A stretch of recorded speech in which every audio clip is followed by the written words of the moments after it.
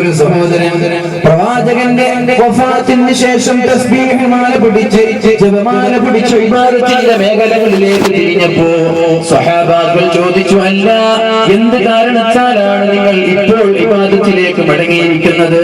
പ്രവാചകന്റെ കാലത്ത് നിങ്ങൾ അത് ചെയ്തിരുന്നുവെങ്കിൽ പ്രവാചകന് സന്തോഷമാകുമായിരുന്നില്ലേ? നിങ്ങൾ അന്ന് ചെയ്തുകൂടായിരുന്നോ? അദ്ദേഹം പറഞ്ഞു, അല്ലാഹുവിന്റെ റസൂൽ സല്ലല്ലാഹു അലൈഹി വസല്ലമ തങ്ങൾ മദീനയിലോ ഭൂമിയിലോ ഉള്ള കാലത്തോളം അല്ലാഹുവിന്റെ ശിക്ഷ ഇറങ്ങുകയില്ല. എന്നാൽ പ്രവാചകൻ സല്ലല്ലാഹു അലൈഹി വസല്ലമ തങ്ങളുടെ വഫാത്തിന് ശേഷം നമ്മൾ ഇസ്തിഗ്ഫാർ ചൊല്ലിക്കൊണ്ടിരുന്നാലല്ലാതെ അല്ലാഹുവിന്റെ ശിക്ഷയിൽ നിന്ന് രക്ഷപ്പെടാൻ സാധിക്കുകയില്ല. ഞാൻ പറഞ്ഞു വന്നത്, അല്ലാഹുവിന്റെ റസൂൽ സല്ലല്ലാഹു അലൈഹി വസല്ലമ തങ്ങളുടെ കാലത്ത് തന്നെ പരിശുദ്ധമായ കേരളത്തിൽ ഇസ്ലാം വന്നിട്ടുണ്ട്. പ്രവാചകന് 58 വയസ്സുള്ളപ്പോൾ നമ്മുടെ കേരളത്തിൽ ഒരു സ്വഹാബി മരിച്ചിട്ടുണ്ട്.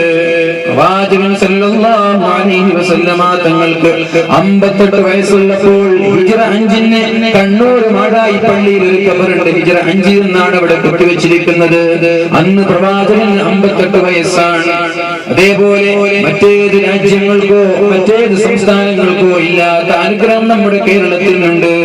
സാന്ദർഭികമായിട്ട് എന്റെ പ്രിയപ്പെട്ട നാട്ടുകാരോട് ഞാൻ ഉണർത്താനുള്ളത്, ദാറുൽ ഹുദയിൽ നിന്ന് പല ആളുകളും കേരളത്തിൽ നിന്ന് പുറത്തേക്ക് പ്രബോധനവുമായിട്ട് കടന്നു ചെല്ലുമ്പോൾ കേരളക്കരയിൽ നിന്ന് മറ്റുള്ള സംസ്ഥാനങ്ങളിലേക്ക് കടന്നു ചെന്നപ്പോൾ അവിടെയുള്ള മുസ്ലിമീങ്ങളുടെ അവസ്ഥ വല്ലാത്ത വേദനാജനകമാണ്, വല്ലാത്ത പ്രശ്നമാണ് അവിടെയുള്ള മുസ്ലിമീങ്ങളുടേത്. മഹാന്മാരായ ഉസ്താദുമാർ ദാറുൽ ഹുദയിൽ നിന്ന് ദാറുൽ ഹുദയുടെ പ്രചരണവും ഇസ്ലാമിക പ്രബോധനവുമായിട്ട് ബംഗാളിലേക്കും മറ്റുള്ള സംസ്ഥാനങ്ങളിലേക്ക് കടന്നു ചെന്നപ്പോ മുസ്ലിമീങ്ങൾ പച്ചക്കുറി തൊട്ടുകൊണ്ട് സ്കൂളിലേക്ക് വരുന്ന മുസ്ലിമീങ്ങൾ അവിടുന്ന് ബഹുമാനപ്പെട്ട ഉസ്താദുമാര് ചോദിച്ചു, അല്ല, നിങ്ങൾ എന്തിനാണ് പച്ചക്കുറി തൊട്ടിട്ട് സ്കൂളിലേക്ക് വരുന്നത്? കുറി നമ്മൾക്ക് അനുവദനീയമല്ലല്ലോ, നിങ്ങൾ എന്തിനാണ് ഇത് യൂസ് ചെയ്യുന്നത്? ആ സമയത്ത് മുസ്ലിമീങ്ങൾ പറഞ്ഞ മറുപടി ഇതാണ്, ഇവിടെയുള്ള മുസ്ലിമീങ്ങൾ കുങ്കുമച്ചാലുള്ള പൊള്ളു തൊടുമ്പോൾ നമ്മൾ പച്ച കളറിലുള്ള പൊള്ളു തൊടുകയാണ്. അവർക്കറിയില്ല പൊട്ടു തൊടാൻ പാടില്ല, മുസ്ലിമീങ്ങളുമായിട്ട് സദൃശമുള്ള പ്രവർത്തനങ്ങൾ ചെയ്യാൻ പാടില്ല എന്ന് ആ രാജ്യത്തുള്ള ആ സംസ്ഥാനങ്ങളിലുള്ള മുസ്ലിമീങ്ങൾക്ക് അറിയാതെ പോയി. അതേപോലെ ഒരു ഫാത്തിഹ ഓതാൻ കഴിയാതെ, ഫാത്തിഹ ഓതാൻ അറിയാതെ മുസ്ലിമീങ്ങളുള്ള മേഖലകളിലേക്ക് ഗതാഗതങ്ങളില്ലാതെ, റോഡില്ലാതെ, കരണ്ടില്ലാതെ, വെള്ളമില്ലാതെ നരകിച്ചുകൊണ്ടിരിക്കുന്ന പാവപ്പെട്ട മുസൽമാൻ കേരളത്തിന് പുറത്ത് ജീവിച്ചുകൊണ്ടിരിക്കുമ്പോ നമ്മൾ എത്ര അനുഗ്രഹീതരാണ്, നമ്മൾ എത്ര ഭാഗ്യവാന്മാരാണ്. ആലോചിച്ച് നോക്കണം എന്റെ പ്രിയപ്പെട്ട സഹോദരങ്ങൾ, ആരാണ് ഇതിന് ഉത്തരവാദി? നമ്മൾക്ക് ഇത്രയും വലിയ സൗഭാഗ്യം കൊണ്ടുവന്നതാരാണ്? ആലോചിച്ചു നോക്കാം. സമസ്ത കേരള ജംഇയ്യത്തുൽ ഉലമയല്ലാതെ ഏത് സംഘടനയാണ് ഇത് ചെയ്തത്?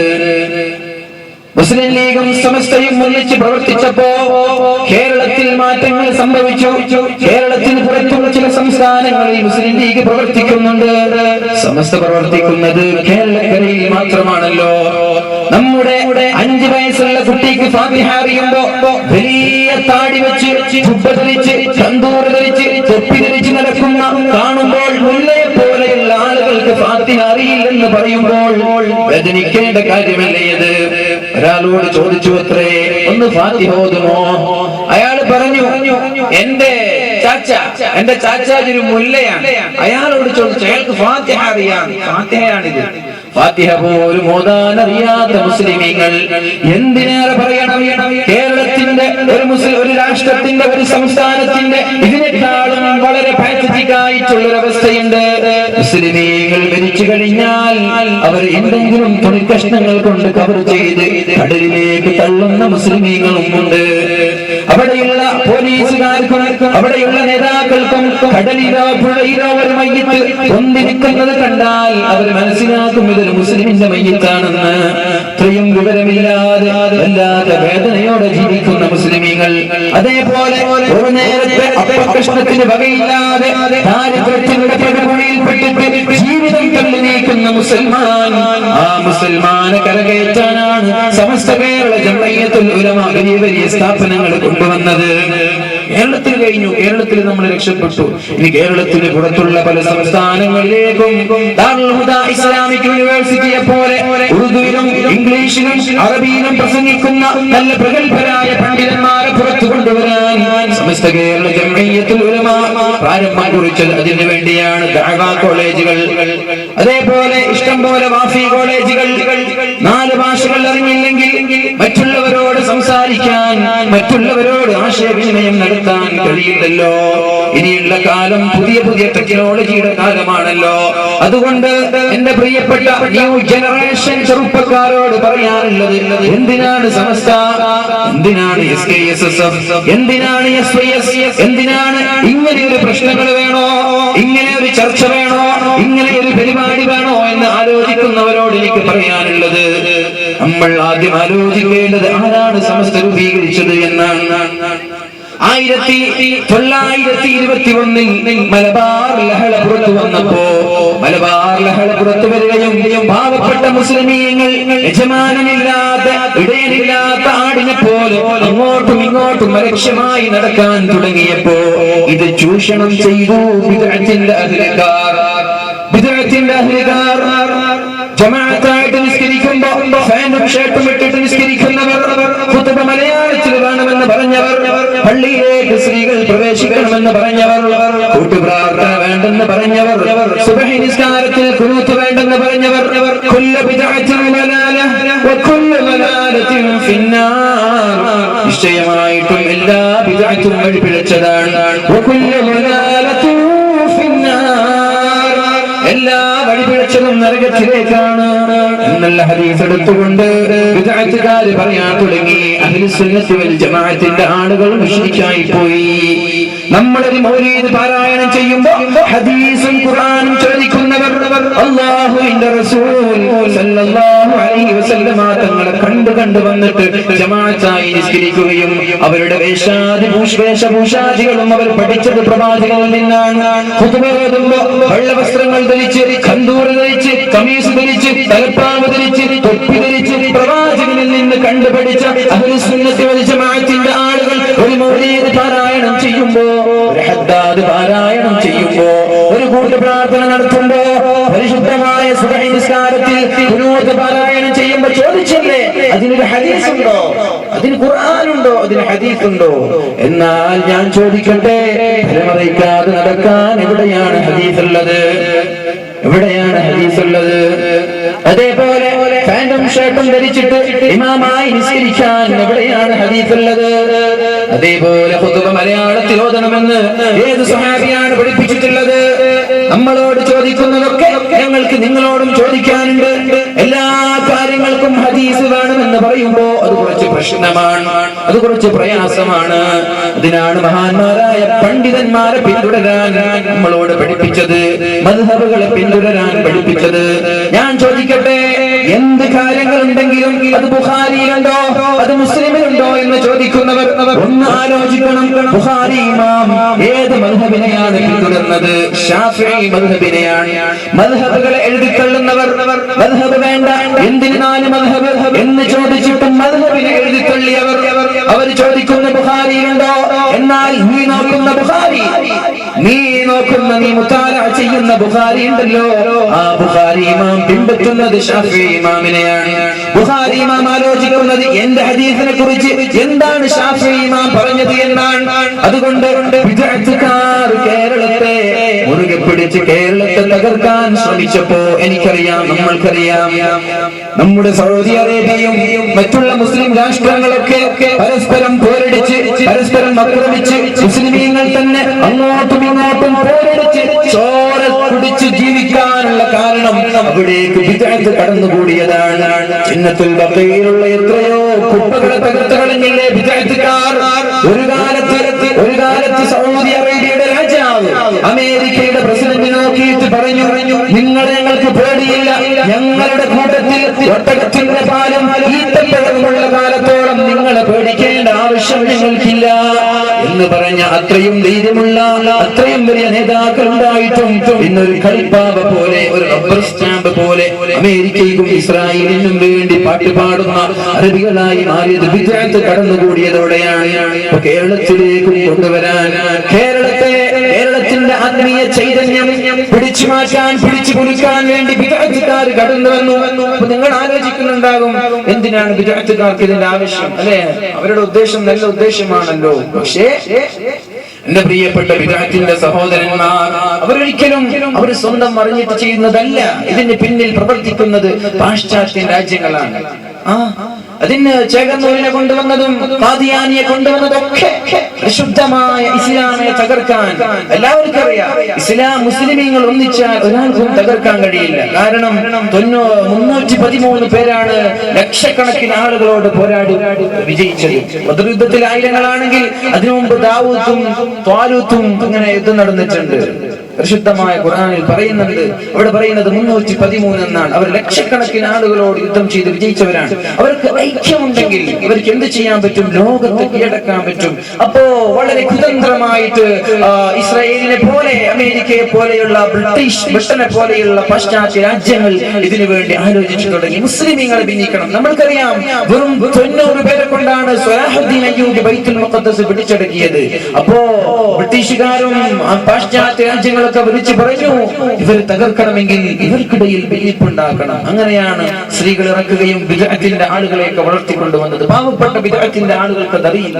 അവരിപ്പോഴും ഞങ്ങളുടെ അഹ്ലു സുന്നത്താണ്, ഞങ്ങൾ തൗഹീദിന്റെ ആളാണെന്ന് പറഞ്ഞ് ഒറ്റിൽ പൊട്ടി നിൽക്കുകയാണ്. അപ്പൊ ഇതിനൊരു തടയിടാൻ, ഇതിനൊരു തടസ്സം നിൽക്കാനാണ് പരിശുദ്ധമായ സമസ്ത കേരള ജംഇയ്യത്തുൽ ഉലമ കേരളത്തിൽ രൂപീകരിക്കപ്പെട്ടത്. അത് എന്റെ പ്രിയപ്പെട്ട സഹോദരങ്ങൾ മനസ്സിലാക്കണം.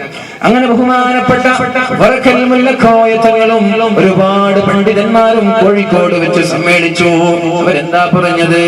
ഐക്യസംഘമെന്ന് കേരളത്തിൽ ഒരു പ്രശ്നവും ഉണ്ടായിട്ടില്ല. ആ സമയത്ത് ഒരു ഐക്യസംഘം തുടരുമ്പോ പണ്ഡിതന്മാർ ആലോചിച്ചു പോയി, അനൈക്യമുണ്ടെങ്കിലല്ലേ ഐക്യത്തിന്റെ ആവശ്യമുള്ളൂ, അല്ലേ? അനൈക്യമുണ്ടെങ്കിൽ, ഐക്യമില്ലാതെ പരസ്പരം പോരടിച്ചു നിൽക്കുകയാണെങ്കിലേ ഐക്യത്തിന് പ്രസക്തിയുള്ളൂ. നല്ല സന്തോഷത്തോടെ സൗഹാർദ്ദത്തോടെ ജീവിക്കുന്ന ഒരു സമൂഹത്തിൽ എന്തിനാണ് ഐക്യസംഘം? ഇത് വല്ല ഐക്യസംഘം എന്ന പേരിട്ടുകൊണ്ട് പാവപ്പെട്ട മുസ്ലിമീന്റെ ആശയങ്ങളെ പിന്തിരിപ്പിക്കാനുള്ള തയ്യാറെടുപ്പിലായിരുന്നു. ഇത് ദീർഘദൃഷ്ടിയുള്ള പണ്ഡിതന്മാർ മനസ്സിലാക്കി. എന്നിട്ട് മഹാന്മാരായ പണ്ഡിതന്മാർ സമസ്ത കേരള എന്ന വലിയൊരു മഹിതമായ പ്രസ്ഥാനത്തിന് തുടക്കം കുറിച്ചു. അവിടെ മുതലാണ് നമ്മുടെ കേരളം പുരോഗതിയിലേക്ക് കടന്നുപോയത്. ആരാണ്? ബഹുമാനപ്പെട്ട വറക്കൽ മുല്ലക്കോയ തങ്ങൾ. ഗർജിച്ചുകൊണ്ടിരിക്കുന്ന തിരമാലകൾ നോക്കിയിട്ട് എന്ന് പറയുമ്പോ തിരമാലകൾ അടങ്ങി നിന്നില്ലേ? വറക്കലിലെ കടലിലേക്ക് ചെന്ന് നോക്ക്, ഇന്നും വളരെ ശാന്തമായിട്ട് തിരമാലകളില്ലാതെ കടൽ ഇങ്ങോട്ടും ഇങ്ങോട്ടും സഞ്ചരിച്ചു കൊണ്ടിരിക്കുന്നു. പാവപ്പെട്ട മുക്കുവന്മാർ വറക്കൽ മുല്ലക്കോയ തങ്ങളുടെ അടുത്തേക്ക് വന്നിട്ട് പറഞ്ഞു, തങ്ങളെ, മത്സ്യം പിടിച്ച് മത്സ്യബന്ധനം നടത്തിയിട്ട് ജീവിക്കുന്ന ആളുകളാണ് ഞങ്ങൾ. എന്നാൽ ഇന്ന് നമ്മൾക്ക് മത്സ്യം പിടിക്കാൻ പറ്റുന്നില്ല. കടൽ ക്ഷോഭിച്ചിരിക്കുകയാണ്. അതുകൊണ്ട് തങ്ങൾ ദുആ ചെയ്യണം. എന്നാൽ ഞാൻ വരട്ടെ. എന്നിട്ട് കടൽക്കരയിൽ ചെന്നിട്ട് അട്ടഹസിച്ച് വരുന്ന ഗർജിക്കുന്ന തിരമാലയെ നോക്കിയിട്ട് മഹാനായ വറക്കൽ മുല്ലക്കോയ തങ്ങൾ ദുആ ചെയ്യുമ്പോൾ ശാന്തമായില്ലേ? ലോകം കണ്ട ഏറ്റവും വലിയ കുതുബാണ്. ആ തങ്ങളാണ് ഈ പരിശുദ്ധമായ സമസ്തയ്ക്ക് തുടക്കം കുറിച്ചത്. എന്നിട്ട് പറഞ്ഞു, ഈ സമസ്തയുടെ പതാക അത് നമ്മൾ ബഹുമാനപ്പെട്ട മഹ്ദി ഇമാമിനെ ഏൽപ്പിക്കാനുള്ളതാണ്. അങ്ങനെ വർഷങ്ങൾക്ക് ശേഷം ഒരുപാട് പണ്ഡിതന്മാർ നമ്മളിലൂടെ കഴിഞ്ഞുപോയി. ഉസ്താദ് പറഞ്ഞതുപോലെ ബഹുമാനപ്പെട്ട ശംസുൽ ഉലമ, നമ്മൾക്കറിയാം, നമ്മൾ ആരുടെയും ജീവിതം വിജയിയാണോ അയാൾ പരാജിതനാണോ എന്ന് തീരുമാനിക്കുന്നത് ഒരാളുടെ ജീവിതം കണ്ടിട്ടല്ല.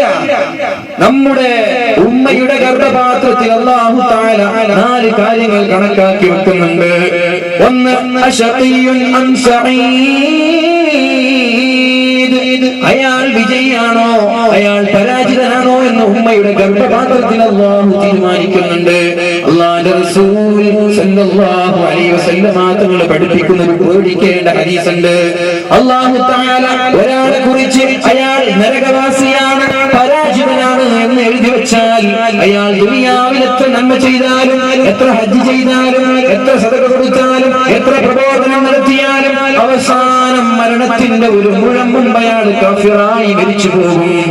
അതേപോലെ അല്ലാഹു തആല ഒരാൾ പരാജിതനെന്ന് എഴുതി വെച്ചാൽ അയാൾ ദുനിയാവിൽ എത്ര തങ്ങാടിത്തരങ്ങൾ ചെയ്താലും, കള്ളു കുടിച്ചാലും, വ്യഭിചരിച്ചാലും, ഹറാം ചെയ്താലും, പ്രശ്നങ്ങൾ ഉണ്ടാക്കിയാലും അവസാനം മരിക്കുമ്പോ ഒരു മുഴം മുമ്പ് മരണത്തിന്റെ 5 സെക്കൻഡ് മുമ്പെങ്കിലും മുസ്ലിമായിട്ട് മുഅ്മിനായി മരിച്ചു പോകുമെന്ന് മഹാനായ റസൂലുള്ളാഹി സ്വല്ലല്ലാഹു അലൈഹി വസല്ലം.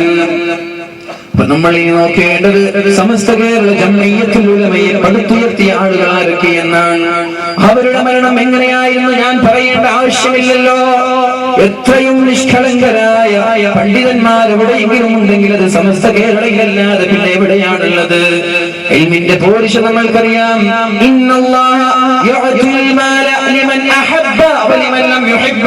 അല്ലാഹു തആല സമ്പത്ത് അവൻ ഇഷ്ടപ്പെട്ട ആളുകൾക്കും ഇഷ്ടപ്പെടാത്ത ആളുകൾക്കും നൽകും.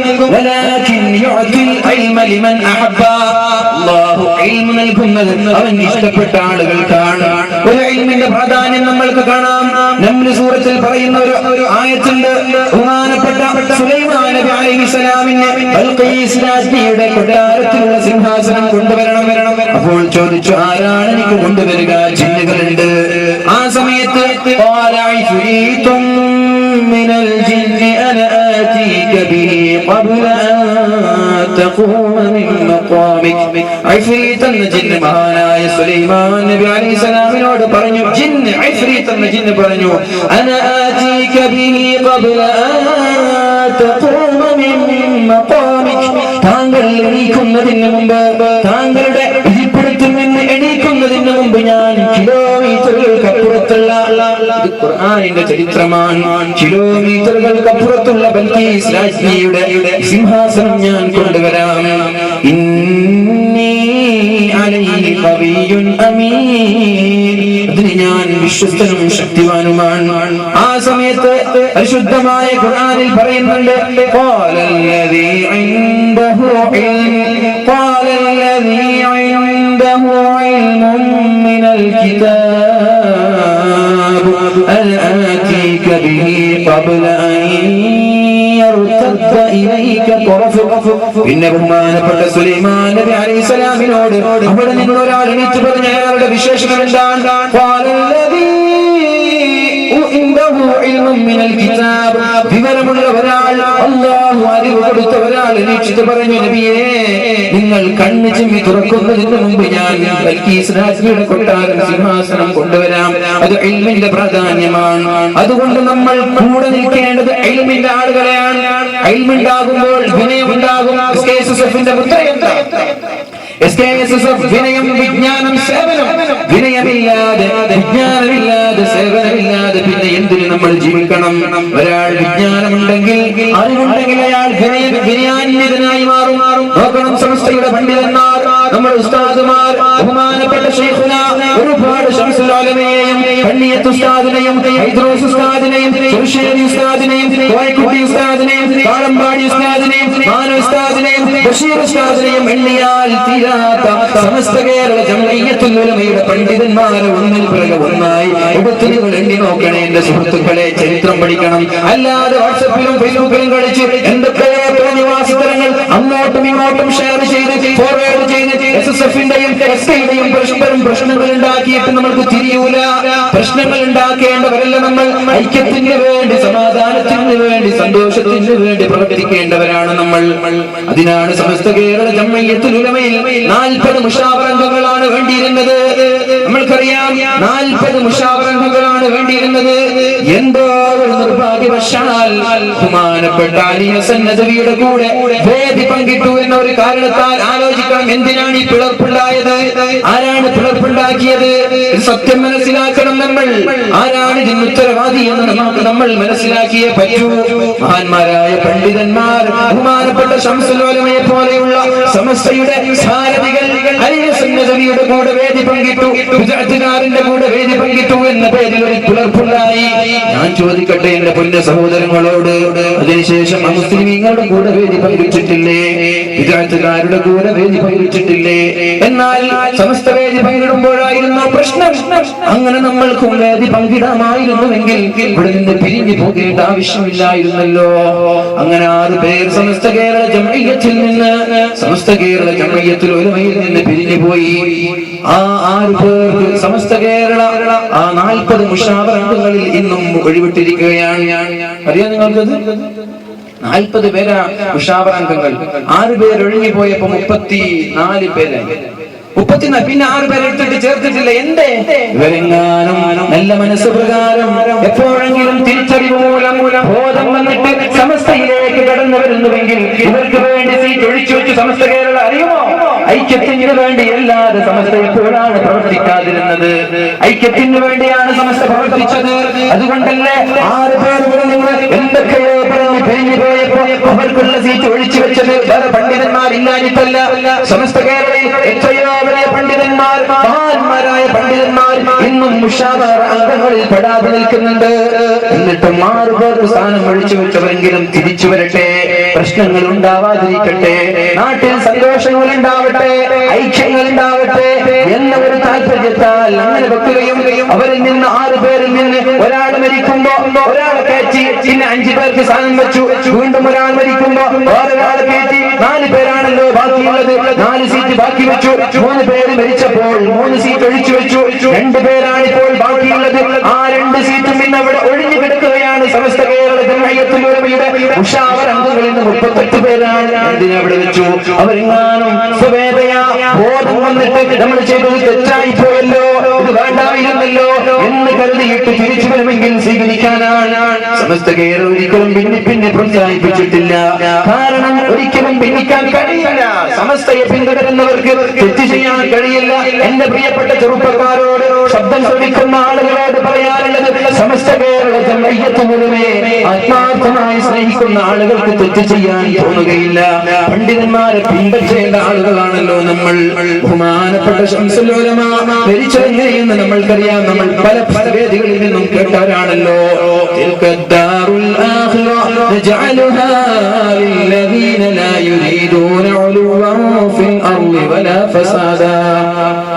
ആർക്കാണ് അന്തിമ വിജയം നൽകുന്നത്? അല്ലാഹു തആല പരിശുദ്ധമായ ഖുർആനിലൂടെ നമ്മൾക്ക് പഠിപ്പിച്ചു തരികയാണ്. അല്ലാഹു തആല അന്തിമ വിജയം നൽകുന്നത് തിൽകദ്ദാറുൽ ആഖിറതു നജ്അലുഹാ ലില്ലദീന ലാ യുരീദൂന ഉലുവൻ ഫിൽ അർളി വലാ ഫസാദാ. ദുനിയാവിൽ ഫസാദ് ഉദ്ദേശിക്കാത്തവർക്ക്, ദുനിയാവിൽ സ്ഥാനമാനങ്ങൾ ആഗ്രഹിക്കാത്തവർക്ക്, ദുനിയാവിൽ സമ്പത്ത് ആഗ്രഹിക്കാത്തവർക്ക്, ദുനിയാവിൽ പ്രൗഢിയും അഹങ്കാരവും അഹംഭാവവും ആഗ്രഹിക്കാത്തവർക്ക് ഇനി അവസാനം ആർക്കാണ്? ആഖിബത്തുൽ മുത്തഖീൻ. അല്ലാഹു തആല മുത്തഖീങ്ങൾക്ക് സുഖമായ പര്യവസാനം നൽകൂ. ലാ ഇലാഹ ഇല്ലല്ലാഹ് എന്ന് ചൊല്ലി മരിക്കാൻ മുത്തഖീങ്ങൾക്കല്ലാതെ വേറൊരാൾക്കും സാധിക്കില്ല. ഇനി നിങ്ങൾ എടുത്തു നോക്കൂ, സമസ്ത കേരള ജംഇയ്യത്തുൽ ഉലമയുടെ ഓരോ പണ്ഡിതന്മാരും അങ്ങനെ മരിച്ചുപോയി. ബഹുമാനപ്പെട്ട ശംസുൽ ഉലമ വഫാത്തായത് എങ്ങനെ? ഫാത്തിമ ഹോസ്പിറ്റലിൽ വെച്ചിട്ട് അവിടെ കൂടി നിൽക്കുന്ന ആളുകളോട് പറഞ്ഞു, നിങ്ങൾ പുറത്തു പോകണം, ഇവിടേക്ക് കുറച്ച് ആളുകൾ വരാനുണ്ട്, നിങ്ങൾ പുറത്തു പോകണം, ഇവിടേക്ക് കുറച്ച് ആളുകൾ വരാനുണ്ട്. അവിടെയുള്ള ആളുകളൊക്കെ പുറത്തു പോയി. ആരും പോകുന്നത് കണ്ടിട്ടില്ല. പിന്നെ വാതിൽ തുറന്ന് ഉള്ളിലേക്ക് പോകുമ്പോൾ ബഹുമാനപ്പെട്ട ശൈഖുന വഫാത്തായിട്ടുണ്ട്. ആരാ വന്നത്? മലക്കുകളാണ്. ആരാ വരുന്നത്? നമ്മൾ കണ്ടിട്ടില്ല, അവിടെയുള്ള ആളുകൾ കണ്ടിട്ടില്ല. അതവർക്കേ പറയാൻ പറ്റൂ. تنزل عليهم الملائكة. അവരിലേക്ക് മലായികകൾ ഇറങ്ങും. മരിക്കുന്ന സമയത്ത് അല്ലാഹുവിനെ ഭയന്നിട്ട് അല്ലാഹുവിന്റെ കൂലി പ്രതീക്ഷിച്ച് ജീവിക്കുന്നവർക്ക് ഒരിക്കലും പിഴക്കുകയില്ല. അവർ വിനയാന്വിതന്മാരാണ്, അവർ സത്യസന്ധരാണ്, അവർ അധികാരത്തിന് വേണ്ടി ഓടുകയില്ല, സമ്പത്തിന്റെ പിന്നാലെ ഓടുകയില്ല. ഖൈറുൽ ഉമറാഇ മൻ യസൂറുൽ ഉലമാ. നിശ്ചയമായിട്ടും ഏറ്റവും നല്ല ഉമറാക്കൾ ആരെന്നറിയോ? ഉമറാക്കൾ ശ്രദ്ധിക്കേണ്ട കാര്യമാണ്.